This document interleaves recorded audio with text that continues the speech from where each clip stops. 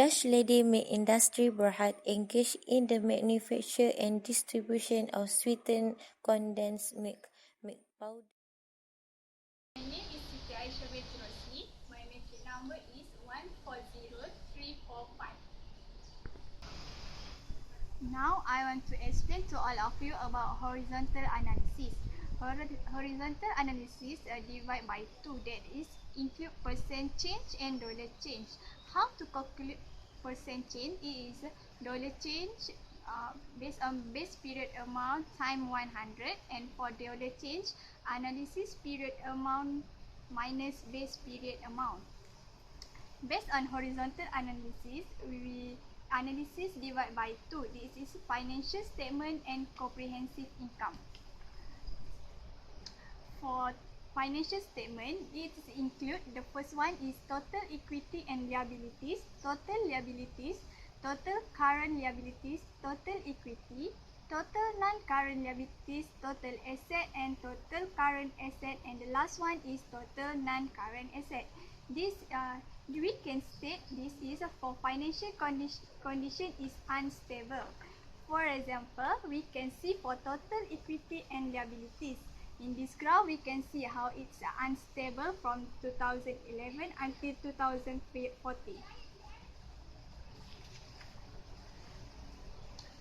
And another one is also for percent change in financial statement from year 2011 to 2014. Based on this figure, we know it also unstable for percent change.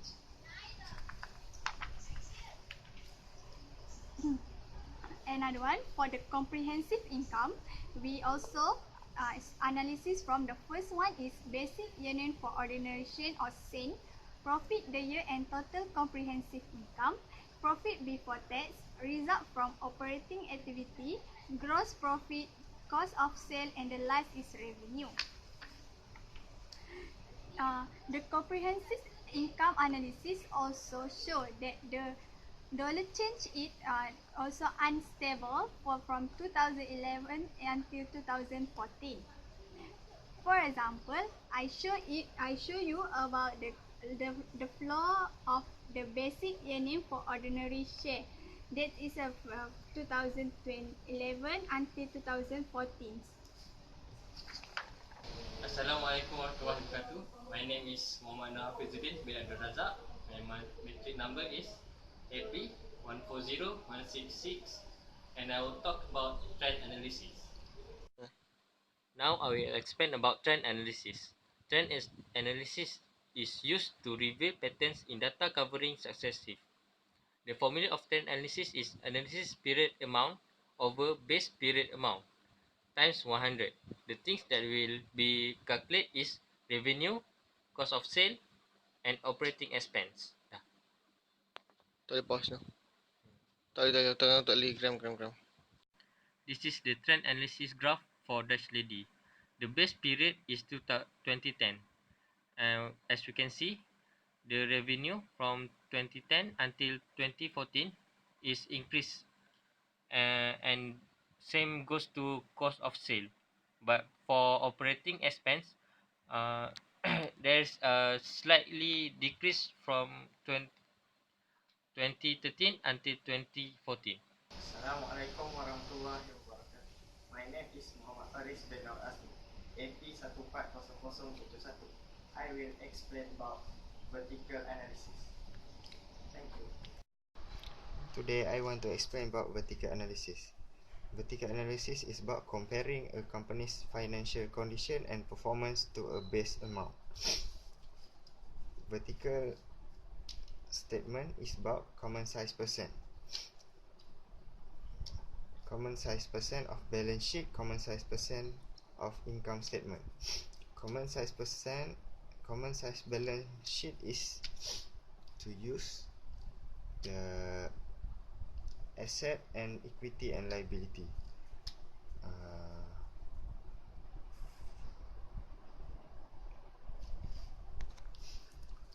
Common size income statement will use the revenue as the base amount, and then there are analysis amount. divide by base amount and times with 100.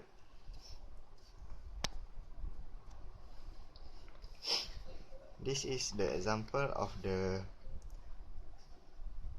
common size graphic of asset component for 2012, 2013 and 2014.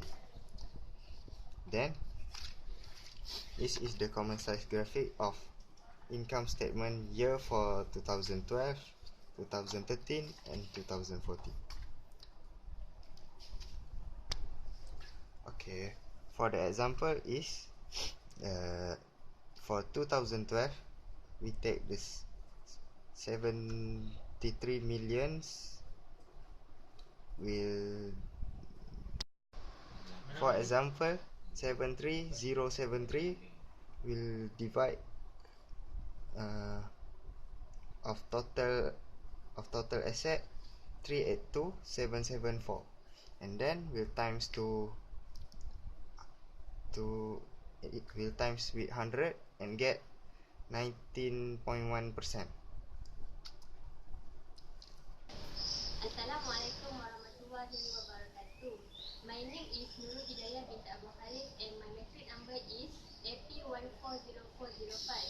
I want to present about ratio analysis, which is first, liquidity and efficiency, and second is solvency. That's all. Thank you. Ratio analysis has 4 elements, that is liquidity and efficiency, solvency, profitability, and market prospects. Element liquidity and efficiency has a working capital, current ratio, acid test ratio, accounts receivable turnover, inventory turnover, days sales uncollected, days sales in inventory, days purchase in account payable, and total asset turnover. While element of solvency has a debt and equity ratio, debt to equity ratio, and time interest earned.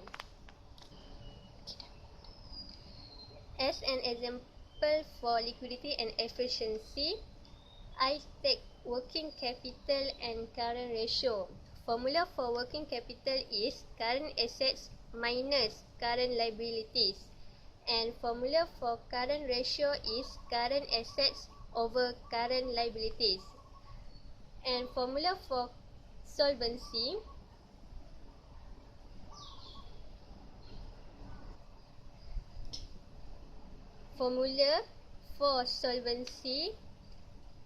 that I take is debt ratios and equity ratios. Formula for debt ratios is total liabilities over total liabilities and equities times 100, and equity ratios is total equity over total liability and equity times 100.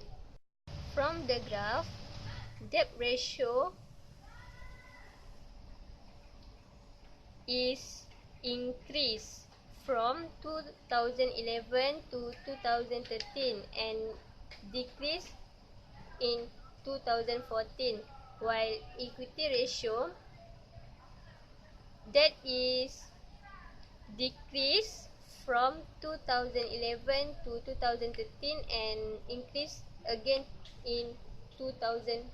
Warahmatullahi wabarakatuh. My name is Nurul Izzati binti Ahmad Damahuri and my metric number is AP140484. I'm gonna present about ratio analysis, which is probability and market prospect. Thank you. Next, profitability and market prospect. Profitability has three. There is profit margin, return on total assets, and return on ordinary shareholders' equity. For market prospect, there is two. It is price earnings ratio and dividend yield. Formula for profit margin, it is net income over net sales. Second, return on total asset formula is net income over average total asset. Third, return on ordinary shareholders' equity formula, it is net income minus preference dividend over average ordinary shareholders' equity. Last, market prospect. Formula for price earning ratio, it is market price per ordinary share over earning per share.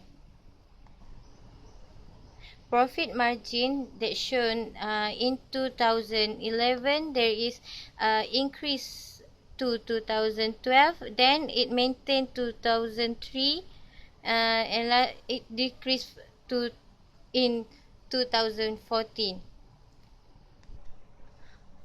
From the graph, it shown profit margin is positive. It show the lower risk that increase in sale that we add the profit and result. For return on total assets, it is increased from 2011 to 2013, then it decreased in 2014. It is big. From the calculation, it showed that return on asset is high. That should indicate efficient use of companies. And lastly, return on ordinary shareholder equity. It showed that in 2011 it is positive, then and it decreased to 2012, then increased in 2013 and decreased again in 2014. From the graph, it shows it is return on ordinary shareholder equity is negative. That is can contribute to negative shareholder equity. From price earning ratio, it that show 2011 it decreased to 2013, then it increased again to in 2014. From the graph, it shows that price earning ratio is negative. It is usually reported as non-applicable for quarters. Thank you. Profit margin in 2011 is increased to 2013, then decreased in 2014. From the graph, it shows the profit margin is positive. So it shows the lower risk that increase in sale and will add the profit and the result. From the return on total asset, it is increased from 2011 to 2013, and then it decreased in 2014. From the graph, it shows that the asset is high and indicate efficient use of company's assets. Lastly, return on ordinary shareholders' equity. In 2011, it shows that it is positive. Then in 2012 to 2014, it shows that negative. That can contribute to negative shareholder equity. For market prospect, the price earning ratio in 2011 is positive.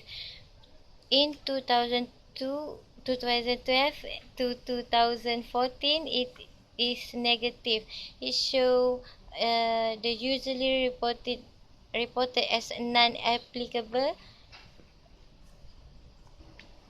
or a loss.